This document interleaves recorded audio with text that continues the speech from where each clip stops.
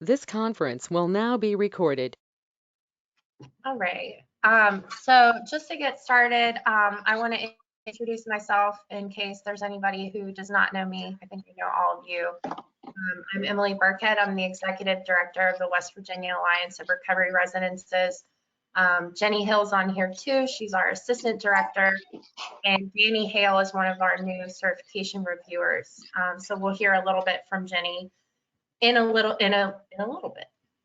So I just wanted to first cover a couple updates from NAR at the national level and share with you. So for anybody who does not know, NAR does a monthly open call on the first Friday of the month at 11 that you can pre-register for. I really recommend that everybody try to join this call if they can. I think that they are recording it because they're doing it in webinar format now so that they can share. I think originally the concern was about privacy and wanting people to feel comfortable asking questions and sharing. And so now it's in webinar format, so it does require registration. But it does give you the opportunity to connect with recovery housing folks all across the country. You learn a lot, meet a lot of good connections, ask literally the experts, people who know much more than me. So if you're available for those, that's why we do our call on the same Friday. So we're right after them. So just a couple quick updates. The first one, I think is a big deal. And for those of you who've been in this field much longer than me, I'm sure you think it's even a bigger deal, that SAMHSA has now recognized recovery housing as a best practice. So in the email that I sent, that I'm sure is how you got here, you can see that they've put together, with help from NAR, a best practice guide for that, as well as a link to recovery housing on their directory. Natasha, I had to mute you because your thing was making a little noise, but you can unmute yourself if you want to share. So they've recognized recovery housing as a best practice. This is a huge deal, even since just my starting a few years ago, that really a lot of the research that had been done around Oxford House was around Oxford House, which is a very specific kind of model. And this has actually expanded that best practice determination to recovery housing of different levels. So I really encourage you to check out those links that I sent in your email, and keep this in mind because the foundations want to see this. This is how you get funded, is to be able to say that recovery housing is a best practice and you are providing a best practice intervention. So that's a big deal. The other thing I wanted to mention quickly is that the Excellence in Recovery Housing Act is going to be reintroduced as part of the opioid legislation. You can read the full bill at that link, so check that out. I'm not going to spend too much time on that. The other kind of big thing that is pretty special is that this $25 million for recovery housing, which has come from HUD's Community Development Block Grants, was distributed to 25 states, including West Virginia, and West Virginia actually got the biggest chunk of it, was 6.47%, which was about $1.6 million. So this is a really big deal, especially for HUD. So from what I understand, that is going to be the way the distribution is going to work, is going to be the discretion of the state Housing Development Fund group. And so I will connect with them and see what we can find. I know we had Nate from the Housing Development Fund was one of the key organizers of the Recovery Housing Conference that the Office of Drug Control Policy put on a few months ago. So we're really fortunate in that regard. I mean, that's a pretty significant milestone, especially here in West Virginia. So I will for sure be keeping you guys updated on that as I know more information. The last thing I wanted to say is that the Ryan Brown grants have been determined. You should be getting letters sometime soon. I know that some folks have already gotten theirs. If you haven't, you'll be getting it shortly. I'm really excited about this. I mean, we really worked with the Bureau to talk about the funding needs that were there. You know, what would be helpful. I know that some of you applied for funding for renovations, repairs, to get your homes up to certification status. And we're really excited. I actually have the number. Let me pull up in just a second. And I'll tell you. There were 10 agencies that got funding for renovation, 5 for expansion of new housing, 2 for drug-free moms and babies, and 2 for reentry from jails and prisons. There was one other funding category, which was for people with serious physical health conditions. And there was not funding awarded in that area because the applicants didn't score highly enough. I would very much like to see that addressed. I can tell you we, as the NAR affiliate, get questions about this all the time. People with, you know, hepatitis, people with significant physical disabilities, people who are in wheelchairs, things like that. So any ideas that you all have, you are certainly a creative bunch. So I really recommend you all considering that. And to anybody that got funded, congratulations. I know that there were four organizations that have never been funded before through the state that got funding, which is a really big deal. It's very exciting, and we're super grateful to hear that. I think that's it for all of my announcements. Does anybody have any questions or comments on any of that? Anything you want to share?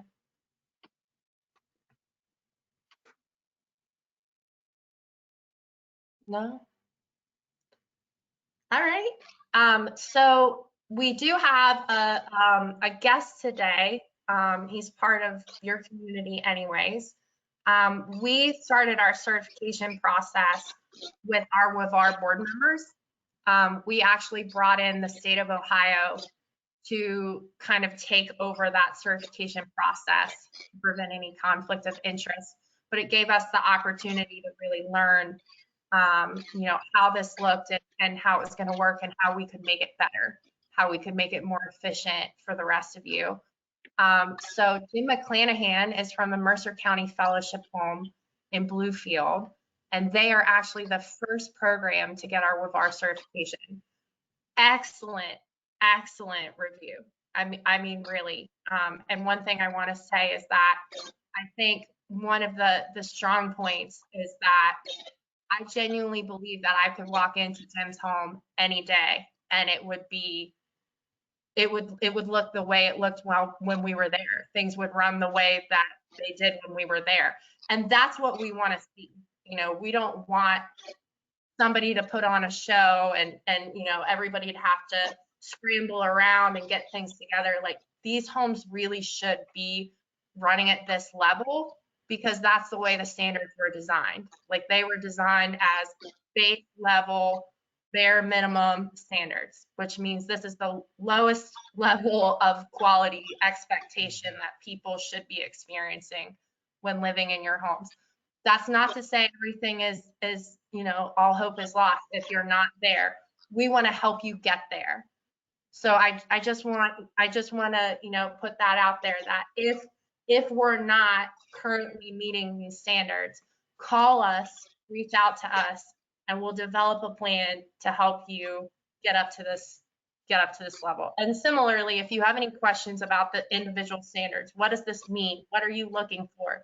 Our staff is available to you, so please reach out. So Jim, if you want to share a little bit with us about the process, you know, what it was like going through the process and you know, why it was important to you, I will turn it over to you.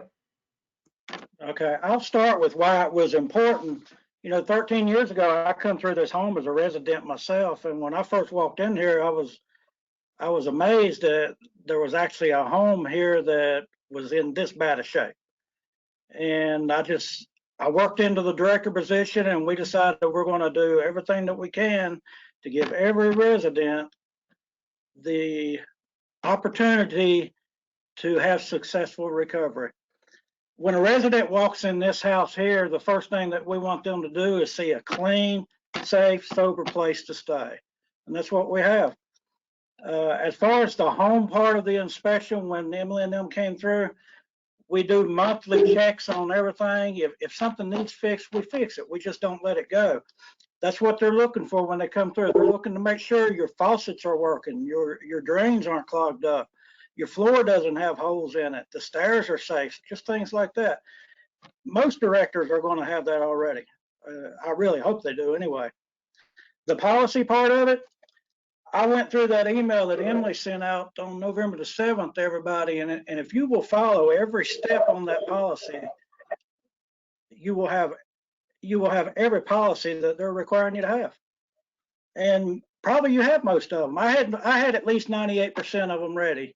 I had to change a few words. That was the only thing that I had a discrepancy on, was just changing a few words. I'm no better than anybody out there. Emily and them, I'm sure they've been to homes that's I know Ray of Hope's good home, several good homes. I just take pride in what we do here. Anybody that has any questions, especially if they're local, call me. I don't have any problem with helping anybody out.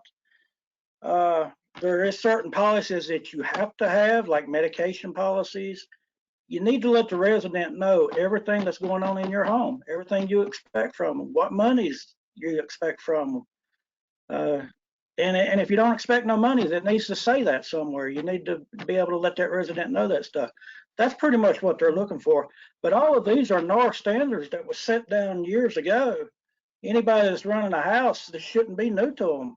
I mean, NAR standards have been there for a long time. That's just basically how we designed our house here, was with the NAR standards. But one thing, being a board member on this, when I was asked to be a board member, I'm an operator. I know how to operate a home. I didn't know how to be a board member, but now the biggest thing that I can do is set an example for everybody out there. And anybody that wants to come and visit our home, the door is always open. If you have any questions about anything, feel free to call me, email me, whatever. I'll help you with everything I can. And one big thing, a lot of people, and I felt this way too before I became a board member, I thought, are they looking to shut down homes? No, WVARR is not looking to shut down homes. They're just wanting to make sure that everybody meets the minimum standards to give the residents the opportunity they deserve. Anybody have any questions right now for me? Can you hear me? Yes, sir. How do you support the home? How do you continue the operations from a financial perspective? We're funded by the state of West Virginia. One of the grant things this year was that we had to be certified by the state of West Virginia if you're funded by them, or we had to be certified with WVARR if we're funded by the state. Okay. We've just over the years, we've just budgeted everything, and there is local grants that we can get if we have maintenance projects and stuff like that. That's what we do.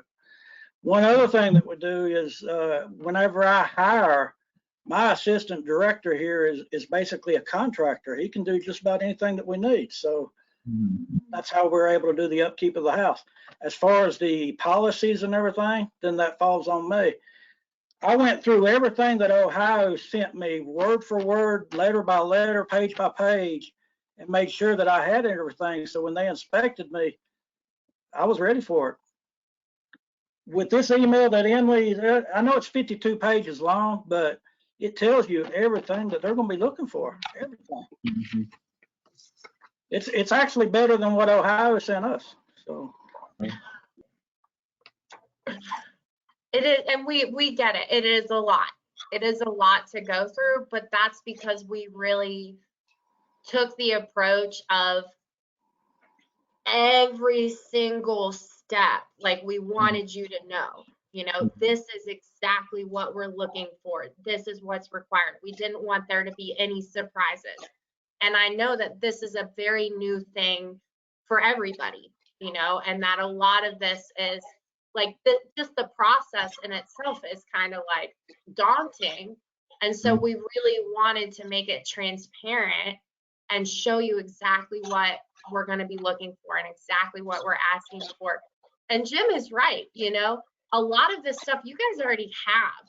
Some of it may not be documented. Some of it may not be worded exactly as we're looking for. And again, that's why it's really broken down the way that it is. And I want to clarify, we're not coming in here and trying to tell you how to run your program. You know, it's not my business how you staff it. It's not my, you know, there's a lot of flexibility here. It's like, I want to know that there's a policy to address the thing. So like medications is a great example. I want to know that you have a policy to address medication and that policy is appropriate for the people that you're working with, that it makes sense, that it's safe, but also that it's followed, you know, that it's understood, that residents know that residents know this is the policy. So a relapse policy is another really great example. Residents need to be aware that this is the repercussion. You know, if you have a zero tolerance policy, they need to know that. It can't be a surprise, because that's not going to be good for anybody, you know. And these things really protect you all as well. If anything comes into question, you know, you can say, this is our policy. This is how it's done, you know, and then, you know, and then it just is what it is. And we have, you know, even what Jim said, if you say it's a case by case basis, or it's up to the discretion of, or whatever, you know, we would encourage you to think about that for liability reasons, you know, primarily. But we're not going to tell you that that's wrong. We just want to know that it's there. We want to see it. We want to have that conversation, and we want to know that the residents understand it. Yes. Emily, this is Natasha. Hi. I'm wondering, we've received emails in the past with the requirements. Also, I noticed the other day that WVARR's website is up and looks great. And in there is certification information. And right now I'm working on making sure that our policies have the same labels that yours do, so that you can go right to it and know what's what. So do you recommend going by the WVARR website, recovery resident certification? So it's literally the same. Okay. Like we put it on both places because it just made sense to do that. You know, Right. like we want it to be available. We send stuff to you all, but there are people that, you know, we have found like almost 40 new residences this year. So on the off chance that somebody's not on our mailing list, and then even more so, like people are deciding they want to open a residence. And so having that there for them as they do that, to show them like what's going to be expected, it just made sense for us. So, Right. I mean, either way is fine. And again, if you guys have questions about that stuff, about what we're looking for, about what meets that requirement, feel free to let us know. You know, we'll talk to you about it. If you have questions about your policy and whether or not it's the right policy, call us and talk to us about it. You know, that's what we're here for. Perfect. Yep. So just to confirm, it's the same. Sorry, When Jim. I went through everything, and I just made sure that my policy had the information that they required to be in there prior to them inspecting me. I didn't have to make a lot of changes, but I did have to reword some things. And when I went through the policy part of the inspection, I didn't really have any issues with that. Just a few more words that had to be changed. So there's great templates on that. If you can follow that template, you'll have 95% of everything right now. I will say, if you use the templates, because we went back and forth about this. I went to school too, guys. I know that when somebody sends you a template, you're going to copy and paste it. I'm here for it. I get it. Make sure you change the resident's name if you do that, number one, we've had enough that have not done it. Number two, make sure if you're going to use that template that it really is what you want to use. You know, that's what we want. I don't just want you to hand me a bunch of paper and have it, you know, get stamped with an A. We really want to know that you've thought about it. Like, that's the whole point. We want to know that you guys are using this stuff, that these make sense for you, and that it makes sense for your residents. You know, so if you see that template on there, it doesn't have to be like, you don't have to have that specific thing. We just put those there for anybody who was looking for, you know, what does that mean? What are they, you know, what would be in that policy? You don't have to use them. And if you do, make sure that they're right for you, you know? Right, and they're also looking to make sure that the residents are aware of what the policies are too. How do we document that we're letting the residents know about the policies, they understand them? Just make sure you have that the resident has signed that I got a copy of all the policies. I have a handbook that I give to every resident that comes in here that has every policy that pertains to them in it. And then they have to sign that they received that handbook, and they've got to ask questions about it. So that covered that part of it. The resident rights is a really big thing, and a lot of people, you know, everybody understands what resident rights are, but to actually have them written down and posted in a common area, that's part of the inspection. So just make sure you have that. That's a good point. Our residents' rights go as far as appeals. They go as far as our board of directors. And so I think that we're going to extend that to, or do you recommend extending that to?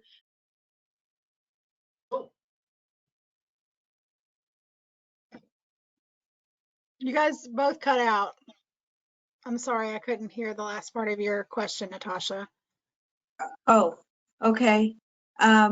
So are we good now? Mhm. So our resident rights and appeal process goes right now as far as our board of directors. So it has a few steps, and then board of directors decision is the final decision.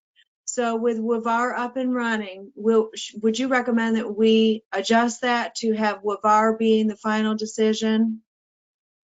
Yes. So we actually are going to be putting out a new template for grievances to make sure that people have WVARR's correct contact information.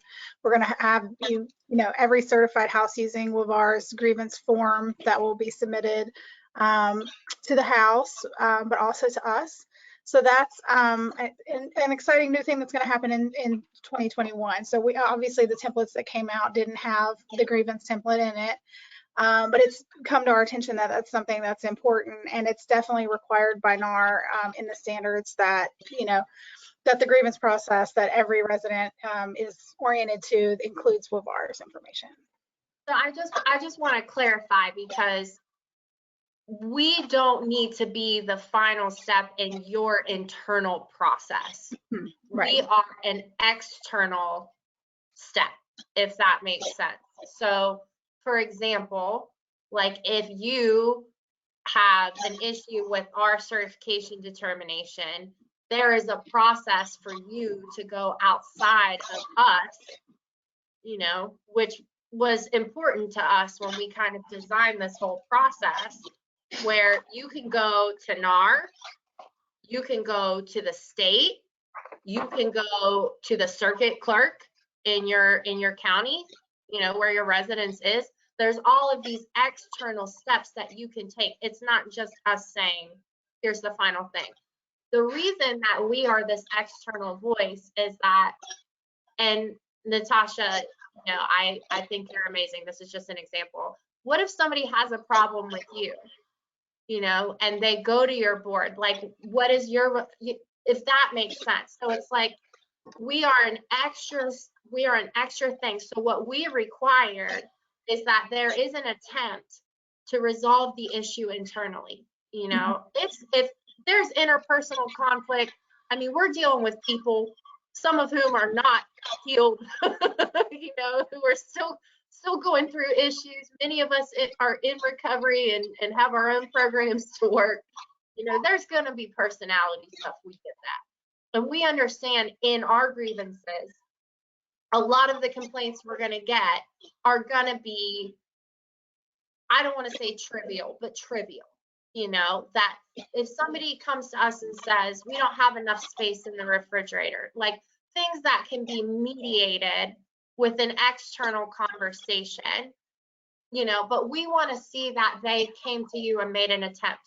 So there's two aspects of your grievance requirement, essentially. We want to see what's your internal grievance process. And again, that's up to you and your residents and your organization. But we want to know that you have one and that the residents are all aware of how to do that. Okay, you've got this person in there. And then the second step is that they need to know that they can come to us also.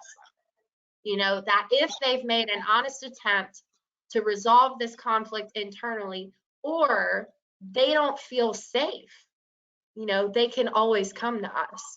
You know, if they are being mistreated, if they are being abused, if, you know, God forbid, worse than that, we are here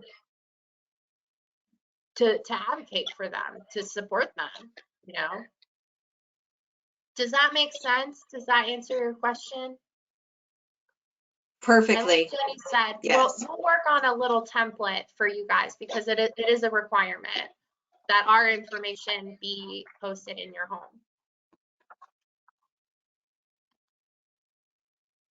That was a good question. Other questions for Jim? Okay. Another thing, Emily, is making sure that you have a resident agreement, that the residents understand what type of program you are. Are you MAT? Are you abstinence-based? Whatever. Just put all that information in the agreement. A lot of the questions that they're asking for, you can have in the resident agreement, then plus you could have it in the policy. So you're just covered. You're making sure of the liability situation, plus you're informing the residents of everything that you're expecting of them while they're there. Right. And that's exactly the point, is that there be no surprises, you know? So it's like, I know that I have to pay rent on the third Thursday of the month by 2 o'clock. I know that I have to pay this much. I know that I'm responsible for, you know, being out of bed, blah, blah, blah. I'm responsible for attending so many meetings so that there are no surprises. And this is for the residents. And again, it's also for you and your liability, right? So it's to protect everybody, you know, everybody involved.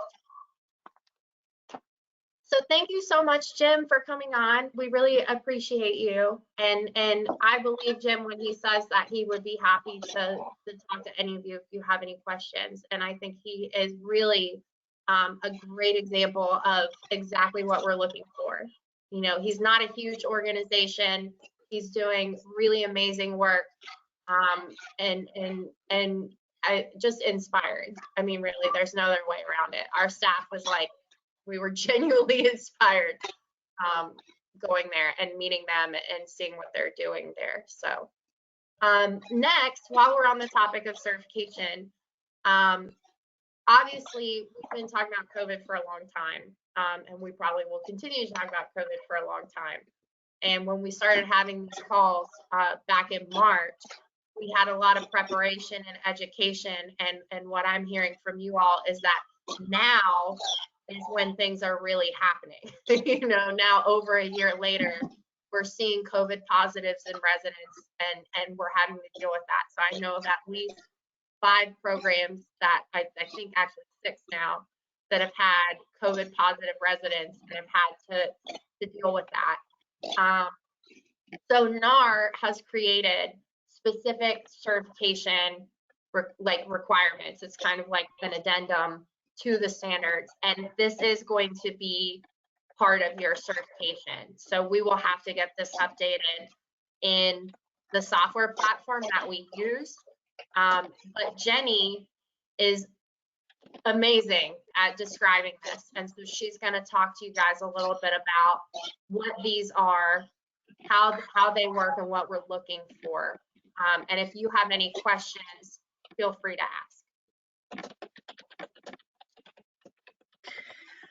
Thanks, Emily, for that vote of confidence. So NAR came out with new, it's not new standards, right? It's new guidance on how the standards apply to the COVID-19 situation. So it's the same standards that they've always had, except that they're trying with the light in mind that we're going to look at these through the lens of COVID-19 and like how do these apply to this situation. And so there's 4 full pages of these new rules. So I am not going to read verbatim all 4 pages. I am going to hope and trust that you've gotten the email blast that I sent out last week. It was colorful, had a graphic. It has those NAR standards is like the first link on there that you can download those, you can read those yourself and hopefully apply them to your home and your policies and your own situation. So I'm just going to pull out some highlights that I think, you know, might be helpful, I guess. So one of the biggest things is that it's come out as best practice that if you have a symptomatic person, if you have a little screen before someone comes in, you ask them the questions if they've had any of the symptoms, high fever, you know, sore throat, you know, trouble breathing, those kinds of things, that a symptomatic person should be tested before they enter your facility. Okay, and that you have a negative test before you allow them in. The newest thing that has never, I guess, been in the policies before is a refund policy. So if a resident needs to leave the residence for COVID-19 related reasons, either there's, I think one situation might be that one of the roommates tested positive and they would rather be at home or somewhere else, that there's at least a refund policy around that included in your policies, which is never, you know, as far as I was reading the NAR policies, couldn't find a reference to a refund policy before, but it does kind of make sense. Like if I've just put $600 down or $1,200 or however, you know, much the home is that I'm expecting to be living here for a while, and then there's you know, and I'm accepting some sort of risk. So that is another thing, is that when you're going through the resident agreement, that you put something about the risk of aerosol transmission, you know, communicable disease in there. But it's just something to think about, you know, that hasn't been kind of in the standards before, but that was the newest thing that they added, that having a refund policy around the COVID-19. Obviously, if there's been an exposure, we still have a quarantine of 14 days. The CDC came out with, if you're possible exposure in the home, that's 7 days for asymptomatic people with a negative test. So that is assuming that someone, you know, lives on the other side of the house, hasn't actually lived in the room or touched, been, you know, sharing the air with the person that was sick, and they're asymptomatic and they've had a negative test, then, you know, they would only need to quarantine for 17 days. How this is actually relating to, you know, the real life experience I've been hearing about is people have been finding out that they've been exposed and then not feeling like they can afford to be quarantined or to miss work. So that is going to have to, you know, be addressed in your policies in your home. Like, how are you going to address those situations when it comes up? Any positive test results, obviously you guys already know, are going to be relayed to the state and local health departments. This is group housing, so, you know, trying to keep that person isolated into their own space. So, you know, aerosol transmission means that the closer quarters you are with someone and breathing the same air as them, that the more likely you are to be to actually get it. So you have to have, like, breathing it in sustained for 15 to 20 minutes. So ventilation makes a big difference. So, you know, cracking windows or putting on fans. They even have filters at Lowe's that are designed to be put on box fans, that you can actually make an air filter to filter the air in that room with a box fan, which I thought was a pretty cheap alternative to some of the air filters are over $100, you know, for a space like that. So in how it relates to the social model, obviously we want the staff to be trained to take this seriously and to demonstrate that they take it seriously, but with mask wearing and sanitizing the home. They understand that there are increased risks for this population. So substance use disorder is a comorbidity, which means if someone with substance use disorder contracts COVID-19, the percentage chance that they could die is much greater than anyone that's just regularly, normally like healthy. So we understand that, you know, and because it is a group housing situation, that it's much more likely to spread quickly. So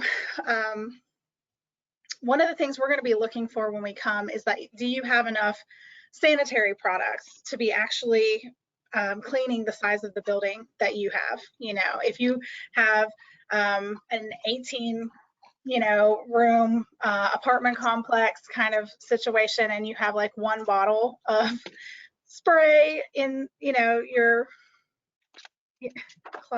closet, your supply closet, like that's just not cutting it. That's not going to be enough. That's probably not going to pass our inspection. Like, we want to make sure that you're able to like actually wipe down the surfaces as often as needed, which is, recommended daily. So, sanitization is a big thing that we talked about in the past, but mask wearing actually is probably the most important thing. I know as everybody's wash your hands, don't touch your face, like sanitize. But, with aerosol transmission, the science now is that it's essentially mask wearing is the most important thing that we can do. So when we're talking about our good neighbor policy, the way that the community sees our recovery homes, and we've had this happen here in Charleston with our own 12-step meetings and things like that, is that some homes, have the staff trained and are modeling that pro-social behavior of the mask wearing, and some maybe are not. And so when we're going out into the community and wearing masks just makes us look like good neighbors, like we care about other people's feelings, that we're being polite to them. So those are the kind of we've already started kind of getting complaints from some of the houses. They're like, oh, when those residents get on the bus, they're not wearing their mask, and they're supposed to be, So those are the kind of things that, we want to address in policy. We want to address, by personally modeling that to our staff, and then having the staff model that to the residents. And I don't want to go on and on about mask wearing, but it is like the number one most important, like especially when they're outside of the building.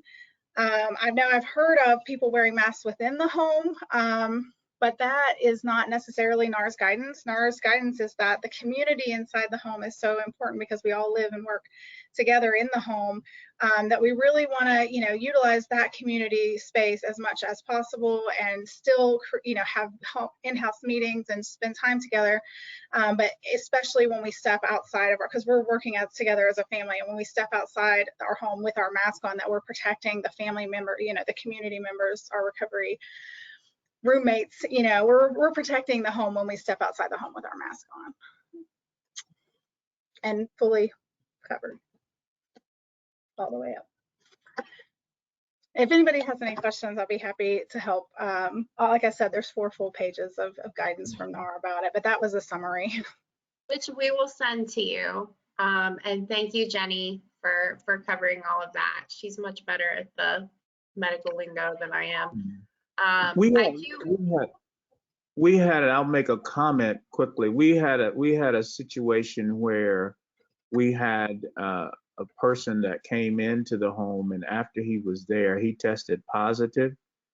And of course, we had 30-some residents at the time, and the health department just basically took over. We have the ability to test as an organization, so we did the testing, but he was the only person that tested positive throughout the whole ordeal. And but we were still quarantined, even though the people quarantined in their rooms. But the thing that I want to say is that after a couple of weeks, the residents that did not test positive, had never tested positive, have never really contacted anyone that tested positive, they were really restless. And so we ended up losing a few people because we couldn't make them stay there. and they know they hadn't tested positive for 2 weeks, and then when we got to, I think it was 18 days, I finally started making calls because the test was inconclusive at about 14, and then it's, I don't know, 17 or 18 days it was negative, and the health department still would not release release. So Oh, I started making Okay. calls. I started making calls, and because they're the health department, they do whatever they want. They don't, you know. So they finally, I made a call to a really, really, really high person that I knew, and and they said that we could release the quarantine. I think that was on day 19, but the health department would not give us the paperwork so the people could go back to work until that 21st day. So Wow. even though, I mean, what I want to say is is that the rules of the house don't apply. It's the rules that the health department and all of those folks. And I have to admit, I mean, they came in and they sent folks in, they cleaned the whole place and do all. They have a protocol that they follow, and they're quite stringent with it. Even though we were allowed, because we do testing as an organization, so we did our own testing, and we tested it, you know, every week, and no one ever tested positive except for the original person, and That's, and I we was still actually had going to. to ask you to say a little bit about that, Reverend Patterson. I actually got a couple questions from people who've seen you around. Reverend Patterson does, for one, CCAR training all over the state. No, Oh, I don't. you're not doing that. What? No. They do We've that. Emily, we've grown so big, and I have so much responsibility. I can't do it anymore. You're So, not but we doing it are. anymore. I am right now in negotiations with Nick, and we're going to get several other people trained as trainers. As a Okay. matter of fact, I contacted the Bureau the other day and asked them if they had any interest in terms of partnering with us to get, you know, 7 or 8 people trained as trainers so that we wouldn't be in this. But Wendy and I just can't. We just can't do it. Even though I love to do that, we can't. But He actually trained me as a recovery coach. yeah, I've trained a whole lot of people. Yeah, Emily, one of my staff is certified to train as well. that's Oh, awesome. okay. That's great. awesome. Yeah, okay. I Okay, was We do so gonna we, say, trainings I about knew you twice were a doing year. virtual trainings, so I was gonna put a little plug in for that, but yeah, sounds we're, like we've lost that we're doing opportunity. it right now. All We're right. doing it right now. Do you want to tell us a little bit about the COVID testing that you all are Okay, doing? so I lobbied to get put on this African American COVID-19 task force, and we have a meeting every week at 7:30 on Thursday, and it's an open meeting. You can attend. You can't talk unless you're one of the people on the meeting. But anyway, we as an organization, PAC, applied for some funding for DHHR to do COVID testing. We call it surge testing in communities of color, because as every other disease and every other thing that happens, it affects people of color disproportionately. And so we have 4 teams that test across the state. There's one that's located in Eastern Panhandle, one up north, and then there are 2 down this way. And so when this outbreak occurred, the health department or somebody came in and tested the first time, and then we had our people to come in and test all the other times after that. And now we have applied for some funding to do vaccinations. So we had our first training last week, and we're having another one this week. And so we have a COVID-19 vaccination clinic scheduled for Lewisburg next Saturday, and then one in Martinsburg the Monday after that, which is the 15th. And then hopefully we'll be doing several around Kanawha County in the very near future. That's very exciting. I was reading about it yesterday. It's hard work too. Mhm. It's really Oh, I'm hard. sure. It's I'm really sure. hard work. I'm sure. But I pray that no one has an outbreak in your home, because that's really, really, really disruptive. We had someone that was, we actually had 2 staff members that tested positive week before last week. And we did the testing, so that meant that we closed our MAT facility down, and we quarantined the other house that the person was from, and no one else has tested positive. So we're pretty much in the clear now.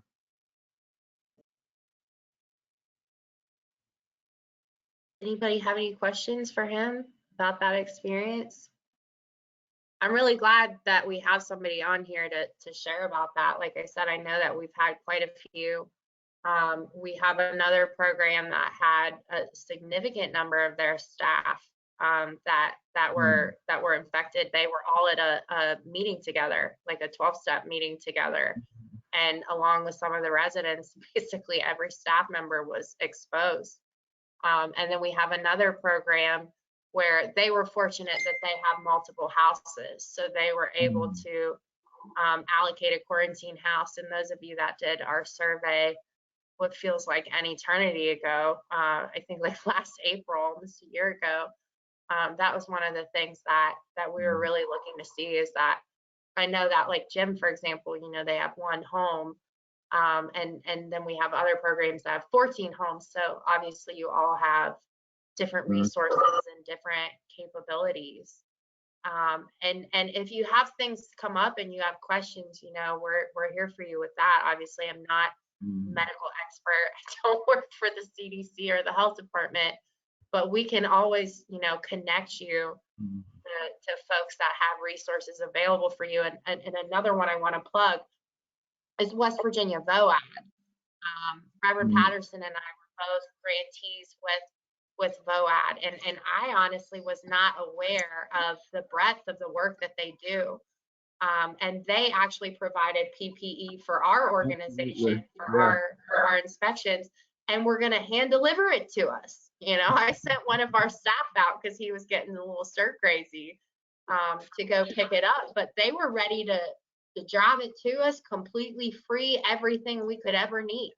You know, and I really recommend that you take advantage of that resource. I'll send their information out again after this call. I mean, but I mean, literally free to you, however much you need. KN95 masks, sanitizer, gowns, all, I mean, the whole works. So really take advantage of that opportunity. Any thoughts or questions so far? Who's billing for peer support at your recovery home? Anybody on here billing for peer support at your recovery home?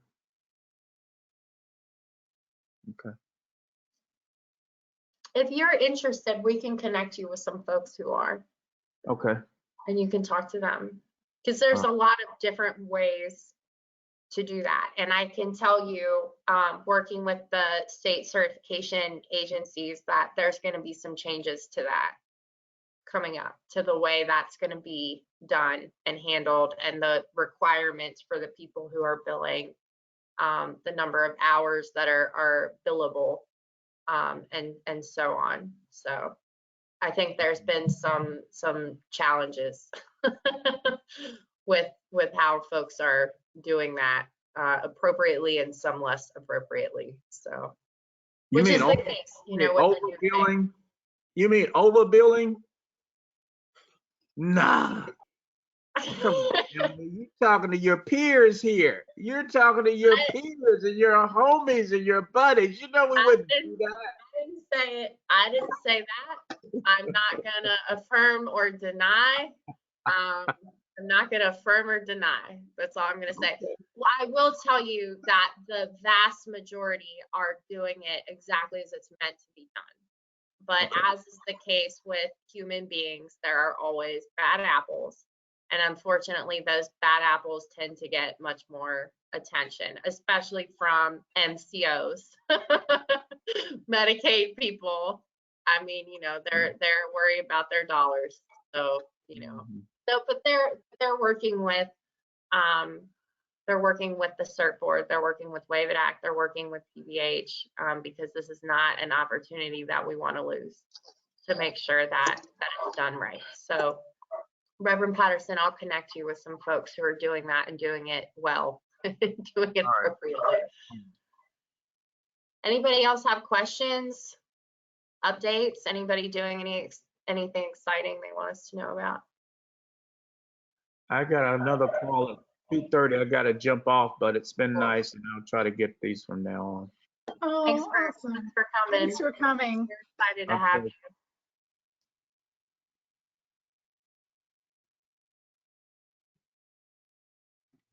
No big announcements from this group? Nobody's having dance parties or anything in the time of COVID? We're actually man. in quarantine All right right. now. Okay, Oh, well, you we'll are? go early. What is I'm it? sorry to hear that, Joey. I said we're What did you actually in quarantine right now ourselves. Our women's home is out now, but we'll still be in quarantine until Monday. We've had one test positive in both houses, and we've been able to isolate them to one bedroom and one bathroom, and we're just isolating ourselves from the community. And that's all we can do, just work through it. Nobody's really getting any symptoms. I mean, the reason why we had the one gentleman test positive is because he's got black lung, and he developed some chest issues, and so we were concerned about that. So we sent him to the hospital, and they tested him there and tested positive. So he's been in isolation, and we've been quarantined. And like Reverend Patterson said, that everyone gets antsy, they lose home passes, and they can't go out to the store like we would like to. And we've actually got our groceries by curbside pickup, and so we've had to change some ways of doing things. Church services by Zoom and over Facebook, things like that. But hopefully Monday will be fine. That's a really good point, and I know that we mentioned it. Emily was keeping a list of every single recovery meeting in the state on Google Docs, and it was available. But if any of you have residents that are willing and want to attend Zoom meetings, 12-step meetings, we're also available, can help you walk through that process. It's a life skill that they could use further on in the recovery, even when COVID is not a thing. But there are a lot of 12-step meetings. InTheRooms.com, for example, has meetings all over the world, 24 hours a day, 7 days a week, and they have not only AA or NA, but they also have Smart Recovery and all kinds of different recovery pathways available. And I'm sorry that's not being kept up with now. It just, when everything started getting, when everybody was kind of on lockdown, it was a lot different than everybody being kind of in a different place and trying to keep up with, like, I had to call into every single meeting on that 200 plus meeting list and see, is this the right code? Is this the right password and all of that? And I just honestly don't have time to do that right now, although I wish I did. Maybe somebody with like a Vista. That would be a really good job for your Vista if you got one. I hate to change the subject, but I forgot to ask the main question why I got on this call today. Yes. But West Virginia Housing Development Fund just released that grant for multiple type housing. Does anyone know anyone in the recovery community that has experiences with that has worked through that process that I could talk to? Because I know they were an integral part of the event that we sponsored, or whoever sponsored it. I think it was Office of Drug Control Policy and Emily and those folks. There were some people on that call who had experience with that. So that's my question, because I have this project in mind that I want to finish get started and finished before I retire. So it's going to probably take 3 or 4 years to do it. So I want to know, who can I talk to help me get started with that process? The only two I know, and my knowledge is obviously limited, that have had funding from the Housing Development Fund are Ray of Hope and Recovery Point. Okay. I could be wrong. There could be another program, but I'm pretty sure those are the two. It is kind of a new thing, honestly, and I believe they will probably be delegating the funds that I mentioned earlier, the HUD block grant funding. But we had met with them in the past, and it was not so well received. And Jenny and I were just talking this morning. One of the reasons for that is that HUD tends to be housing first, whereas in our field, obviously, we have policies and procedures about requirements for housing. So this is a new thing. I can tell you that the folks at the Housing Development Fund are supportive. As I mentioned, their staff were integral in that conference that got put on. Reverend Patterson, I can connect you to someone at the Housing Development Fund if you want to talk to them. I think that he can walk through that with you, and if there's somebody else, but it's going to be new. It's going to be new for everybody, I think, and I think it will certainly be a learning opportunity. So. All right. So if you send me the contact, I'll make that contact. Plus, I talked to some folks over there before, even last year, and they said that this was coming up, and that so now with Recovery Point, was that on the Bob's administration or when? That's their, Jenny, you probably can answer that better. It's their phase 2 housing, I believe. Yeah, so it's actually a level 1 building, but it was built while I was working there in 2017. So I do think the grants were submitted much earlier than that, maybe 2015, 2016. So it was while Matt Boggs was the CEO. And yeah, they were built outside of my office. I got to watch the bricks go down all of 2017. So. That's right there on the west side, isn't it? That apartment building there on the west side? Okay. Yeah, the women's program. They're beautiful. Like they share like an outside area, but they're not very old. They're brand new. I mean, they're amazing. Ray of Hope, I don't remember. I see he's left. He's going in and out. He's like, I'm gonna go talk to Matt. Anyway, I'll follow up with him on that. Yeah. Any other thoughts or questions, Joey? I'm so sorry you're on quarantine. Hang in there. Yeah, it'll be okay. That's why I suggested the All right, intheroom.com, because it might we're help. available to y'all. We're available to you guys anytime, reach out to us. Let us know if you have questions or concerns, or if you see something, that you're like, this is going to be a need, this is going to be an issue, and you want us to find the person to talk to about it, let us know. We're here to support you.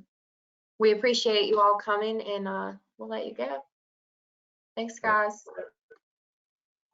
Thank you all.